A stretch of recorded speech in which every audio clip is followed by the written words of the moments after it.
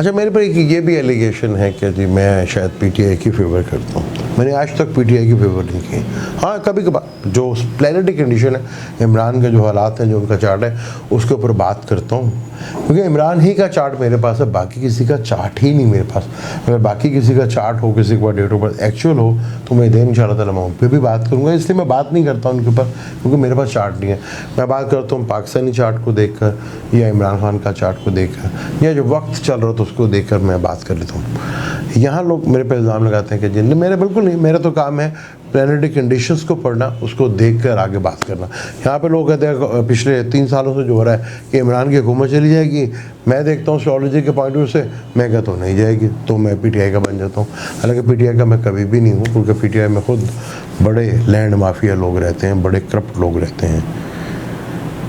तो यहाँ पर मेरा सिर्फ एस्ट्रोलॉजी बेस्ड होती है।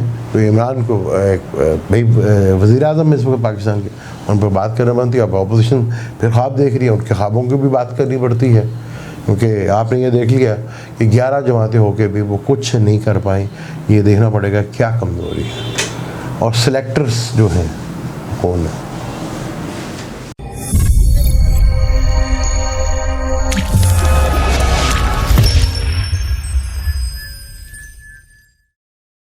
वेलकम टू सलीम समी चैनल। मैं हूं आपका एस्ट्रोलॉजर सलीम समी। आज फिर किसी नए टॉपिक पे आपसे बात करते हैं, और आज का टॉपिक हमारा वही सियासत और जो प्लानिटरी कंडीशंस है उसी के ऊपर बात करते हैं। बात करते हैं कि इमरान खान के लिए आगे सबसे बड़ा मसला कौन लोग हो सकते हैं। आज करते हैं इसके ऊपर बात, और बात करेंगे हम जो मार्केट में फिर हवा गर्म हो गई है कि फिर जो है पैचअप होने लगा है। शहबाज शरीफ साहब वज़ीर आज़म बनने वाले हैं, आसिफ अली ज़रदारी सदर बनने वाले हैं, और बिलावल भुट्टो साहब सिंध के चीफ मिनिस्टर बनने वाले हैं। ये हवाएं फिर गर्दिश शुरू करने लगी हैं, यानी कि अगले इलेक्शन में ये लोग पहले से ही सारा सेटलमेंट जो है करके बैठ गए। देखते हैं इसका क्या आगे बनेगा, और क़यामत की निशानियों में से एक निशानी है वैसे ही। तो बात करते हैं कि इमरान खान के लिए आगे सबसे बड़ा मसला क्या हो सकता है। आई एम बोर्ड के थ्रू आपको थोड़ा समझाने की कोशिश करता हूँ, थोड़ा माजी में लेके जाऊँगा आपको, फिर शायद आपको थोड़ा सा समझ में आएगी।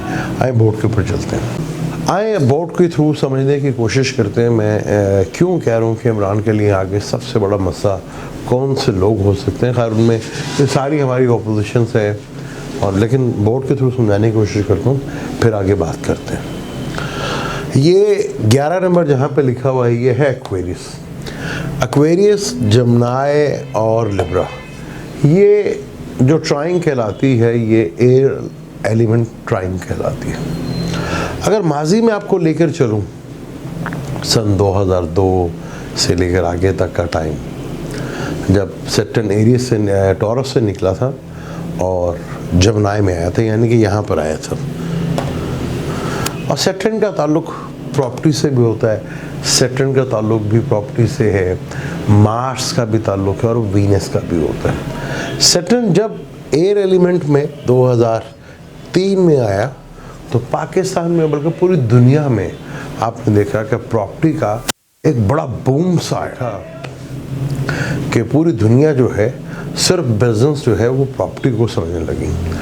पाकिस्तान में भी हरे भरे खेतों को उड़ा के कंक्रीट के जाल बिछा दिए, और जो है हमारी ज़राअत के जो थी वो ख़त्म। कपास का बड़ा मुल्क कहलाते थे हम, वो ख़त्म यहाँ पर। फिर लिब्रा में आया 2012 में, तो प्रॉपर्टी फिर बड़े अरूज पे। और आपने देखा होगा उस वक़्त बहुत प्रॉपर्टी में जो लोग हैं ना बड़े इन्वॉल्व हो जाते हैं, सोसाइटियाँ बड़ी बड़ी। वो किन किन की सोसाइटियाँ ज़रा आपको पता चल जाएगा, वो जिनका धंधा ही यही होता था सर, प्रॉपर्टी को आगे पीछे लेके जाना। और इन 20 सालों में 21 सालों में कौन लोग हैं जो प्रॉपर्टी के ऊपर बहुत ज़्यादा बूम हासिल करते रहे। अगर देखा जाए तो दोनों नाम जो है डिफेंस, वो भी फ़ौज के अंडर आती है, और बहरिया नाम से, हालांकि बहरिया जो हमारी पानी में चलती है, चाहे वो कोई प्राइवेट बंदा यूज़ कर रहा था, लेकिन नाम उसी का यूज़ हुआ। तो प्रॉपर्टी एक बहुत बड़ा धंधा है, और सैटर्न का एक्वेरियस में आना ये जो लैंड माफिया है ना, इनको फिर दोबारा गर्म करेगा। और उनके रास्ते में सबसे बड़ी रुकावट जो है ये खान साहब होंगे। अब क्या खान साहब इनका मुकाबला कर पाएंगे? क्योंकि जब भी सैटर्न एयर एलिमेंट में आता है तो प्रॉपर्टी अपने अरूज के ऊपर जाती है, खुल के धंधा होता है। जो ज़मीन 2002 में और उसे 5 तक जो देखा हमने कि ऐसे ऐसे लोग प्रॉपर्टी से अमीर हो गए जिनके पास खाने को कुछ नहीं हुआ करता था, और फिर सबसे बड़ा बिजनेस प्रॉपर्टी को समझने लगा। और किसी मुल्क का बल्कि दुनिया की तबाही का सबसे बड़ी वजह भी यही बनी। दुबई में दुनिया के किस प्लाजे खड़े किए हुए थे, आज कहाँ हैं? आज लैंड माफिया अब फिर अपना अरूज पड़ेगा, क्योंकि 29 अप्रैल 2022 को सैटर्न ने 3 महीने के लिए बुर्ज एक्वेरियस में आना, फिर 2023 जनवरी को ये आके यहाँ पर 2 साल गुजारेगा। तो क्या इमरान के लिए सबसे बड़ा मसला आगे लैंड माफिया है? इसके ऊपर डिटेल से बात करते हैं फिर हम। तो ये वो लैंड माफिया है जो आगे तंग कर सकता है इमरान को, क्योंकि पीटीआई जमात जो है वो तो खुद इसका हिस्सा ही है। लैंड माफिया का शख्स सिर्फ एक ही है, वो है इमरान। आपने देखा कि एक शख्स क्या कर सकता है। हमारे यहाँ पे हम अक्सर ये कहते हैं एक बंदा की कर लेगा, एक बंदा की कर सकता है, लेकिन कुदरत का एक लॉ है, कानून है कि चीज़ें अपने वक्त के ऊपर होती हैं, कानून के मुताबिक ही होती हैं। एक ही बंदा दुनिया में तब्दीली लेकर आता है, लेकिन हमारे यहाँ जल्दबाजी इतनी है कि हम कहते हैं बस फटाफट 3 साल हो गए, 3 साल हो गए ने, वो नहीं देखते कि 70 सालों का गंद जो है वो 3 सालों में ढूंढते हैं। अब फिर हमारी जो अपोजिशन जमातें हैं उनकी एक आसबंदी है कि शहबाज शरीफ साहब वज़ीर आज़म, आसिफ अली ज़रदारी साहब जो हैं वो सदर होंगे और बिलावल भुट्टो साहब चीफ मिनिस्टर ऑफ सिंध होंगे। तो क्या ये सीन आगे बनता नज़र आ रहा है कि ऐसे पॉसिबल है कि ऐसा हो सके? अगर इलेक्शन होते हैं तो क्या ये जमातें आ सकेंगी? क्योंकि इलेक्शन की एक और बड़ी चीज़ है, जब इलेक्शन होता है उस पर लाखों बल्कि अरबों रुपया लगता है। पिछले इलेक्शन में 20 अरब रुपया तो सिर्फ एक बंदे, एक ही महल इदारे को दे दिए गए थे। तो अगर इलेक्ट्रो के थ्रू वोटिंग होती है तो मैं शायद कॉस्ट भी कम आएगी और चीज़ें भी बेहतर होंगी और वोटिंग भी सुसाकर बेहतर होगा। अब क्या खान साहब ये कर पाएंगे, और क्या ये जो ख्वाब देख रहे हैं ये पॉसिबिलिटी है ऐसी? क्योंकि दुनिया का सिनेरियो आगे बड़ी तेज़ी के साथ बदलने जा रहा है, क्योंकि अप्रैल में तीनों स्लो मूविंग बड़े प्लैनेट्स अपनी हाउस चेंज कर रहे हैं। सैटर्न भी कैप्रिकॉर्न से निकल कर एक्वेरियस में अपने घर में आएगा, राहु और केतु भी टॉरस और स्कॉर्पियो से निकलकर काल पुरुष की कुंडली जो एरियस से शुरू होती है, राहु वहाँ आएगा और केतु जो है 7th हाउस में आएगा। 7th हाउस लिब्रा का कहा जाता है, जो बिजनेस का घर भी है और बाजार का भी घर है, और केतु हर चीज़ से डिटैच करता है, ख़त्म करता है। जुपिटर पाइसेस में आएगा, जहाँ वो बहुत अच्छा जो रूहानी तौर के ऊपर बड़ा अच्छा लिया जाता है, और केतु भी उस घर का कारक माना जाता है। और सैटर्न का एक्वेरियस में आना, और एक्वेरियस जो है एक बड़ा नेटवर्क है। अब लैंड माफिया का बड़ा नेटवर्क, क्योंकि अब चीज़ें कुछ इस तरह होगी, अब देखेंगे प्रॉपर्टी के चीज़ें हालात जो है बड़ी तेज़ी के साथ जो है ना वो बदलते हुए आपको नज़र आएंगे, चेंज होते हुए नज़र आएंगे। और ये लैंड माफिया क्या इमरान खान को कंट्रोल कर लेगा?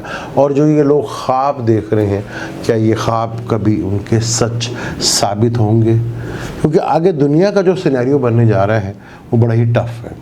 अभी राहु जो है कृतिका के नक्षत्र पर है, जो टॉरस में है। भी पहले 3 पद जो है उसके आखिरी वो टॉरस में ही आते हैं। जैसे ही ये एरियस में आएगा तो आखिरी पद जो है, जो स्टार्ट का होता है पद इसका, यानी कि पॉइंट जो होते हैं वो एरियस से शुरू होते हैं, जो 26-40 से लेकर 30 डिग्री तक होते हैं। यहाँ राहु का आना और दुनिया का तेज़ी के साथ बदलना और दुनिया में वॉर की तरफ जाना, चेंज होना और हुकूमतों का टूटना, पावर में आना और जंग के असरात बनना बड़ी तेज़ी के साथ यहाँ पे सिनेरियो बनता नज़र आएगा। और आगे बड़े कठिन और बड़ा मुश्किल टाइम है पूरी दुनिया के लिए, जहाँ ये वबा भी है, ऊपर से फिर टेंशन वॉर की भी जो है वो चल रही, क्योंकि आगे जो वॉर है वो कल्चर बेस्ड है। हमारे यहाँ पे कुछ मजहबी जमातें जो हैं ये ख्वाब लगा के देख रही हैं कि इंडिया में भी तो एक मजहबी जुनूनी ताकत जो है वो हुकूमत में आ गई, क्या इधर भी पॉसिबल है? ये ख्वाब एक जो है हमारी मजहबी जमातें हैं उन्होंने देखना शुरू किया हुआ है, क्या ऐसा पॉसिबल है? वक्त बताएगा कि ऐसा होगा भी कि नहीं। मेरी नज़र में तो बिल्कुल ऐसा नज़र नहीं आता कि पाकिस्तान में कोई मजहबी जमात मज़हब के नाम के ऊपर आ जाए, क्योंकि यहाँ पे जितना मज़हब को बेचा गया है उससे पहले इंतहा हो गई हमारे यहाँ पर मज़हब के नाम को जिस तरह हमने खेला है और बेचा है। अब वहाँ जो जमात आई है वो हिंदू जो है वर्ड्स उनके किसी भी मजहबी किताब में नहीं है। अब वो कहते हैं हिंदुत्व, हिंदू की सोच, अब एक सोच का नाम हिंदू कहते हैं। वो कल्चर भी एक जैसा नहीं है ना, तमिल में कल्चर कुछ है और नॉर्थ में कल्चर कुछ है और साउथ में कल्चर कुछ है, वो तो कल्चर भी एक नहीं है। वो ये भी नहीं कह सकते हिंदू कि हमारा कल्चर एक है, कल्चर भी एक नहीं है वहाँ पर। अब वहाँ पर बड़े लेवल के वहाँ पे उन्होंने एक हिंदुता एक कल्चर का नाम दे दिया कि हिंदुता एक कल्चर है, जो कि नहीं है, सबको पता है, लेकिन अब वो एक कल्चर की बेस के ऊपर है। चाइना भी एक कल्चर है और इस्लाम एक कल्चर है, लेकिन इस्लाम को कभी हमारे मुसलमानों ने बदनाम किया, दूसरे लोगों ने कम किया, मुसलमानों ने ज़्यादा बदनाम किया। लेकिन इस्लाम हमेशा अपनी जगह बनाता रहा। मुश्किल आई तो मुसलमानों पे आई। इस्लाम तो जब भी अपनी जगह बनाता रहा। जब सन 2001 में मुसलमानों के लिए, इस्लाम के लिए सबसे मुश्किल टाइम था, बहुत से लोग जो खुद रिसर्च करके मुसलमान हुए, तब भी इस्लाम तो अपनी जगह बनाता रहता है, उसे आप रोक नहीं सकते। मुश्किल में मुसलमान हैं। याद है, अब मैं अक्सर कहता हूँ कि 4 साल रह गए हैं और इन 4 सालों में अगर मुसलमानों ने ज़रा सा भी ना अपने आप को सुधारा तो 4 सालों के बाद जो दुनिया में आगे हाल होने जा रहा है वो आपको मुसलमानों का वो एक बहुत बड़ा भयानक अंजाम होगा। सऊदी अरब का आपने देख लिया कि उसको तो खैर मैं इसलिए नहीं देखता क्योंकि मैं कभी मानता नहीं था कि वहाँ पे कभी इन 2500 सालों में कोई इस्लाम था। वहाँ तो एक बादशाही सिस्टम चल रहा है, उसका इस्लाम से कोई दूर तल्लुक़ नहीं है। जो वहाँ पे कुछ हो रहा है वो ठीक है, होना है।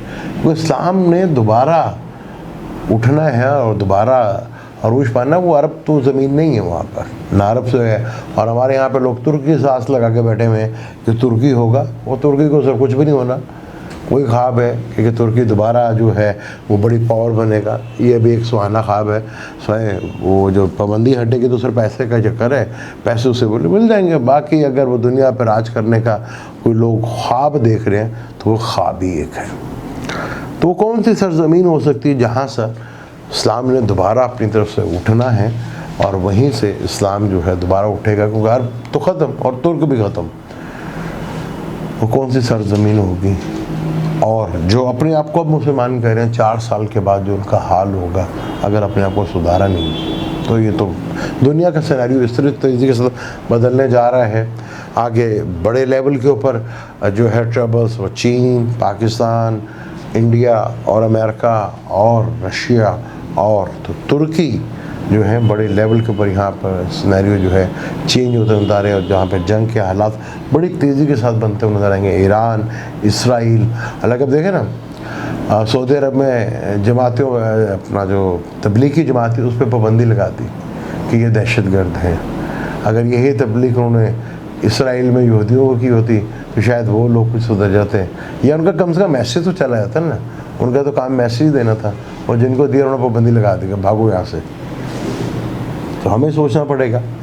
और आगे जो दुनिया का सिनेरियो हो, इस सिनेरियो को देखते हुए तो मुझे नहीं लगता कि पाकिस्तान में ये क़यामत की निशानियाँ कि यही पुराने चेहरे वापस पाकिस्तान में वज़ीर आज़म बनने, सदर बनने ये वापस आएंगे, ऐसा पॉसिबल मुझे नज़र नहीं आता। ये ख्वाब है जो एक अधूरा सा ख्वाब है। कईयों को तो अब सदर की जगह बनने को जाए कहीं और जाना का प्लान जो है वो हो सकता है, उसके बारे में सोचें। इसके ऊपर डिटेल से आगे गुफ्तगू भी जारी रखेंगे। मुझे दें इजाज़त, लेकिन जाने से पहले चैनल को सब्सक्राइब कर लीजिएगा, बेल के बटन को ज़रूर दबाइएगा। अल्लाह हाफ़िज़।